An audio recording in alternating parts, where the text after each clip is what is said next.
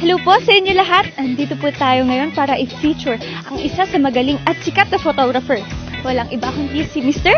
Alan Nacfil. Tara! Bilisan mo! Hi, Sir Alan! Huwag kang magulat. Sir Alan, tatanong ko lang po kung kamusta na po kayo? Same. Wow!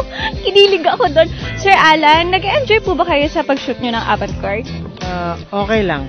Okay lang. Hindi gaano, pero ngayon nandiyan ka. Teka, may boyfriend ka na ba?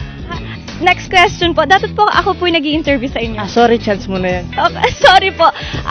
Tanong ko lang po kung ako po ba yung shoot nyo, bagay rin po ba ako maging avant-garde? Or ano po bang concept ang gusto nyong bagay po sa akin? Bagay, prenup.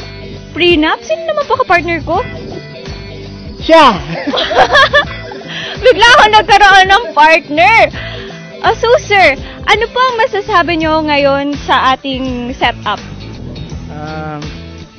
Okay lang. Okay. Para wala siyang nasasabi. So, ano naman po masasabi nyo sa may kong color orange? Okay sana, kaso hindi yan ang favorite color. Favorite yung color? Sky maroon. Bakit po meron pa pong sky?